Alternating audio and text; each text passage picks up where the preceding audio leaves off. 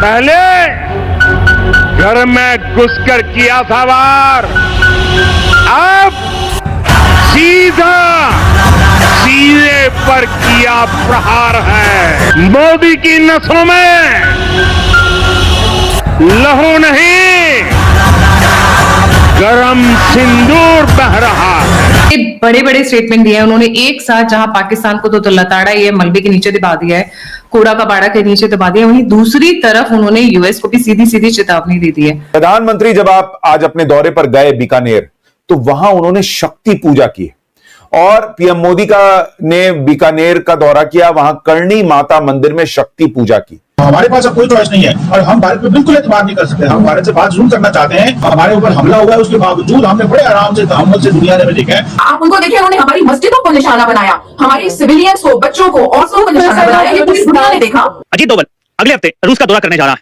उसमें इतलात यह है कि अजीत डोभाल रूस से मजीद S-400 लेने जा रहा है। प्रधानमंत्री नरेंद्र मोदी अब जिस मोड में है वो मिशन पीओके का बटन दबा चुके हैं और वो इसको क्लियर करते जा रहे हैं पाकिस्तान को। और ये जो डेलीगेशन भारत का जा रहा है दुनिया में, वो ये बताने ही जा रहा है कि अब नेक्स्ट पाकिस्तान तो सुधरेगा नहीं, अब जो हम मारेंगे हम पीओके लेंगे। हिंदुस्तान कहेगा कि हमें सॉलिड गारंटीज चाहिए कि कश्मीर रिलेटेड आपका जितना भी इंफ्रास्ट्रक्चर, टेरर नेटवर्क जिसे वो कहते हैं, इंफ्रास्ट्रक्चर है, इसको आप डिसमेंटल करें, हमें इसके वेरीफाइबल प्रूफ दें। और वो मेरे ख्याल जबानी नहीं होगा, वो ये कहेंगे कि हाफिज सईद को हमारे हवाले करें, फलां को हमारे हवाले करें, फलां का काला करें, इनको सजाएं देगा, इस तरह की उनकी डिमांड्स होंगी। रेफरेंस दिया उन्होंने, कहा कि इस बार घर में घुस के तो नहीं मारा है, इस बार सीने पर प्रहार किया है।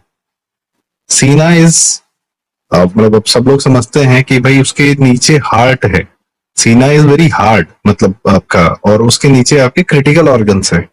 तो इनका जो क्योरना हिल्स था, hills were very hard and what they were protecting beneath it we all know, actually we don't know as per our DGMO साहब, ठीक है, हम तो नहीं जानते वहां क्या है।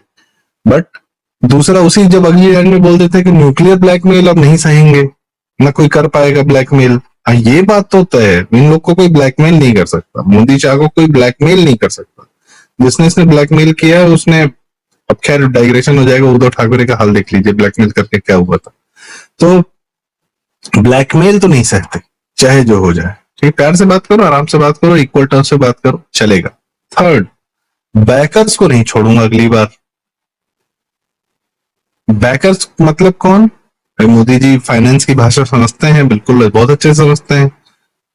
फाइनेंशियल बैकर्स, उनको प्रोवाइड कौन कर रहा है पाकिस्तान को? जितने आर्म्स हैं, शाहीन, गजनी, गाजी, कुछ भी नाम रख लो, बन के तो कहीं और से आ रही है, चाइना से आ रही है, यूएस से आ रही है, कहीं से भी आ रही है। पर्टिकुलरली यूएस के जो आपकी वेपन्स मैन्युफैक्चरिंग है, China is a huge manufacturing country, but still weapons market में दो कंट्रीज लीड करती हैं।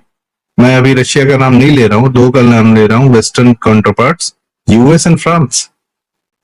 सबसे ज्यादा ये लोग लीड करते हैं। तो ये फ्रांस से तो चलिए हम हमारी डीलिंग शुरू हो गई है फ्रांस की गवर्नमेंट से, not a problem. But US किसको सपोर्ट करता है, किसको आज तक फंड किया है भाई?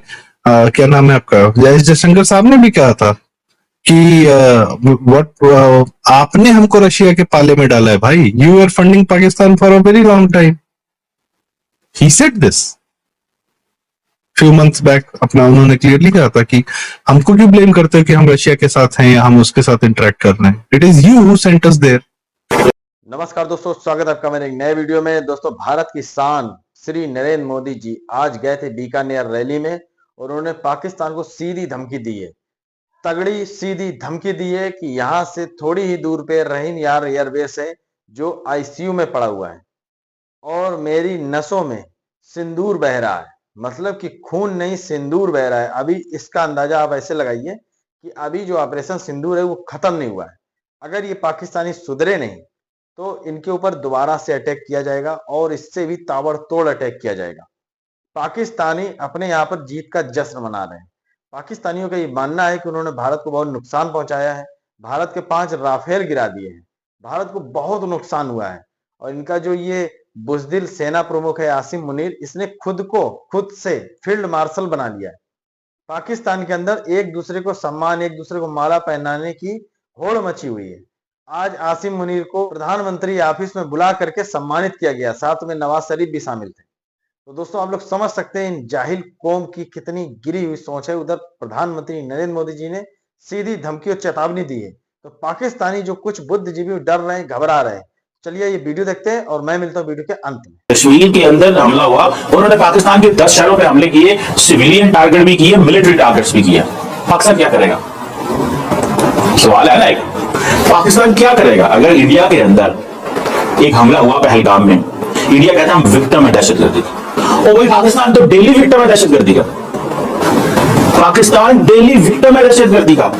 तो अगर ये जगह डेली विक्टिम है दहशतगर्दी के हम लोग हैं, तो पाकिस्तान क्या करेगा?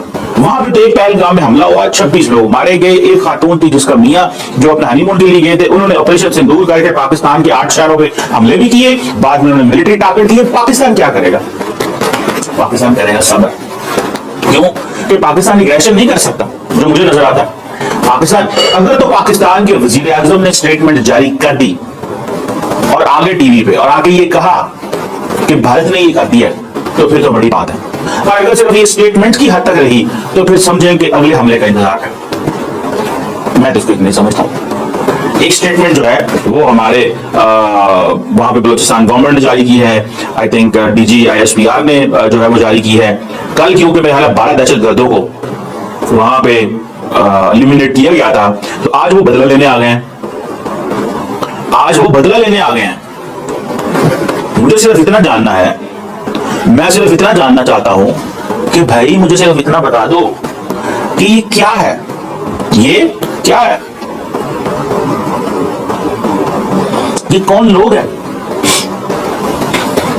ये कौन लोग हैं? मुझे सिर्फ इस चीज का जवाब दे दो जो पाकिस्तान के मासूम बच्चों पे हमला करते हैं। आपने भारत का नाम ले लिया, अब क्या करेंगे?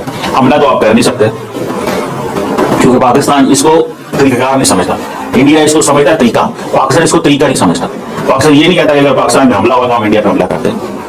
उन्होंने थ्रेशोल्ड रखी है, उन्होंने थ्रेशोल्ड रखी है कि 1 पूरी छोटी सी सर्जिकल स्ट्राइक, 2019 पुलवामा बालाकोट में मारा, और अभी उन्होंने कहा 9 शहरों में मारा। ये उन्होंने एक स्ट्रैटेजी। आप क्या करने जा रहे हैं? मैं तो सिर्फ अपने लोगों से सवाल पूछना चाहता हूँ। ये बड़े सख्त सवाल है, अगर इस सवाल को महसूस किया जाए तो इंतहाई सख्त सवाल है। आप क्या करेंगे? डॉसियर्स लेके अभी बिलावल भुट्टो साहब जा रहे हैं, सारी बातें उनको डॉसियर्स दें कि ये BL है, ये इनके लीकेजेस हैं, यहाँ से पैसा आ रहा है। कुलभूषण यादव का जिक्र करेंगे कि पाकिस्तान के पास अभी भी एक इंडिया का नेवल ऑफिसर मौजूद है। इसके अलावा क्या करेंगे?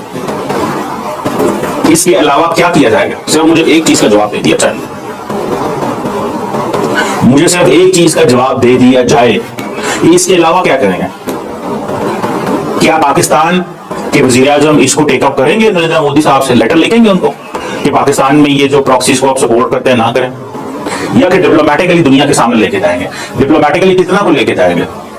कितना ले जाएंगे? भूल जाएंगे बाद में? हम भूल जाते हैं, हमें याद करवाया जाता है, हमें याद करना पड़ता है, हम डिस्ट्रैक्ट हो जाते हैं। एज ए नेशन हम इतने ऑक्युपाइड हैं बहुत सारी चीजों में। हमें IMF से किस्तें भी लेनी है, हमें वहां से फॉरेन डायरेक्ट इन्वेस्टमेंट के लिए भी कोशिशें करनी है, हमें बाहर से पैसा लेके आना है ताकि अपने बैंक में, सेंट्रल बैंक के अंदर फॉरेन एक्सचेंज रिजर्व के तौर पे कुछ पैसे पड़े। दोस्तों देखा आपने वीडियो, कैसे प्रधानमंत्री मोदी जी का जो इंटरव्यू है ये पाकिस्तान में भी एक चर्चा का विषय बना हुआ है। प्रधानमंत्री नरेंद्र मोदी जी के दिल में अभी भी वो जो पहलगाम का जो झटका है, पहलगाम का जो हमला पाकिस्तान के द्वारा नापाक हरकतों से करवाया गया था, नाजायज औलादों से करवाया गया था, उसका जो दर्द अभी भी उनके दिल में है, जैसे कि हम लोगों के दिल में अभी भी है। हमारे निर्दोष हिंदुओं की पहलगाम में हत्या करी गई थी पाकिस्तान के द्वारा भेजे गए बुजदिल आतंकियों के हाथों। धर्म पूछ के, जाति पूछ के, कलमा पढ़वा के, कपड़े निकाल के जो हत्या करी थी पाकिस्तान की जाहिल आतंकियों ने, वो दर्द हमारे दिल में अभी भी है।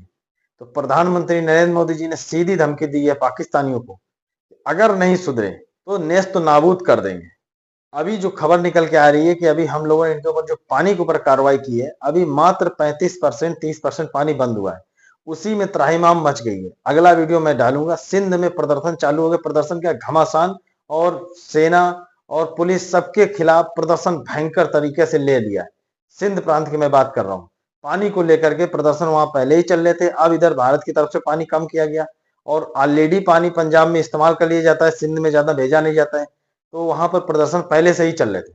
तो अब प्रदर्शन और उग्र हो गए क्योंकि भारत ने पानी कम किया, तो ऑलरेडी जो पानी जो ये लोग इस्तेमाल कर रहे थे, भारत ने 30-35% कम कर दिया, तो और पानी वहां पे नहीं पहुंच रहा है। मतलब कि कुछ पानी पहुंच ही नहीं रहा। इधर प्रधानमंत्री नरेंद्र मोदी जी ने सीधी चेतावनी दी है कि अगर नहीं सुधरे तो मैं सुधार दूंगा, नेस्तो नाबूद कर दूंगा। इतनी ब्रह्मोस मारी है पाकिस्तान के अंदर, 11 एयरफोर्स तबाह हो गए, एयरफील्ड तबाह हो गए, परमाणु संयंत्र तबाह हो गया। उसके बाद ये लोग जश्न मना रहे हैं, जीत का जश्न मना रहे हैं कि हम लोग जीते हैं और 1971 का बदला लिया। इनका जो ये 2 कौड़ी का प्रधानमंत्री है, इसने ये बोला है कि हमने 1971 का बदला भारत से ले लिया इस जंग में।